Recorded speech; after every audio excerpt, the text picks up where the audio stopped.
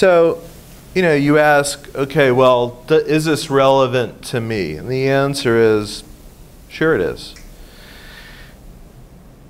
Banks are using social media.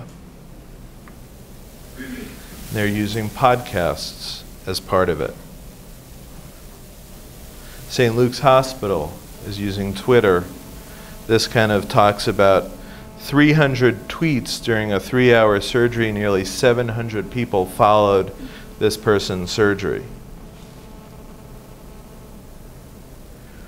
Governments are using it. I mean, I don't think there is a question that the Obama campaign used social media very effectively to spread the word about what they were doing and thinking, and you know, people felt very much part of the campaign. But politicians everywhere are starting to build their networks. At the end of the day, you know, why would they spend millions of dollars in advertising if they could reach all these people through social media? In fact, Obama came out and said, you know, they spent a fortune in advertising, but the number of people who are in their social media network is exactly the same number of people who voted for the campaign. Now, no one knows if I think it was like 19 million people or some number of people who voted for that campaign. They have that exact number in their social media network. We don't know if there's one-to-one correspondence, but you may never have to buy an ad again. Now, you may buy it in social media. You may put your ad around your social media presence, but traditional media is changing. So understanding this is really key. Stanford University kind of is doing applications for iPhones that enables people to register for classes, do other things. So it's a new way to get out and make life easier on campus. And boy, does it make sense. 97% of the people on campus have cell phones. And we're hearing about this. I think WashU's doing this in a number of key areas. And largely they're doing it for feedback, but there's also some 911 applications. People are following some of the shootings and rampages on college campuses, have decided that the best way to alert college students to the fact that they may need to leave a building, get off campus, move to another part of the campus for their own safety is through Twitter. They don't have broadcast systems. If you sent an email, they may not get it, but everyone can use a phone. So this is a very interesting and compelling way for institutions to use social media. A coffee shop started to get people ordering. They started twittering in their orders and decided that instead of having a kind of web-based ordering system, that it's a Twitter-based ordering system.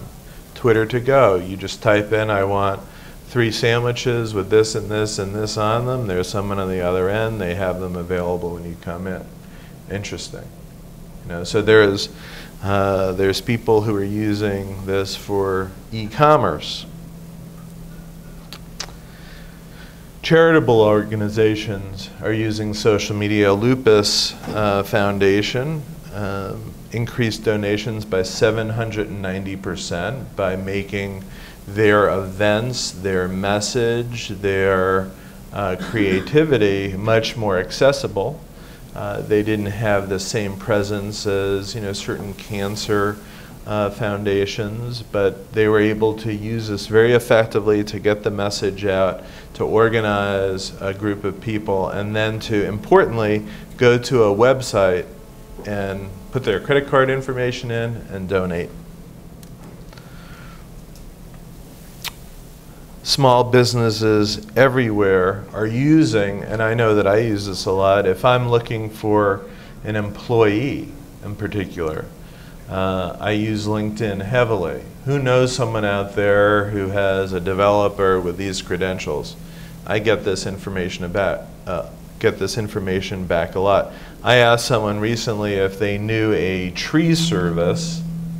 Within seconds, I had 7 or 8 recommendations, and they were the top 4 or 5 tree services around. And then I was able to contact that tree service and say, this person recommended you. And so they had a sense of where I was coming from, what price I was willing to pay.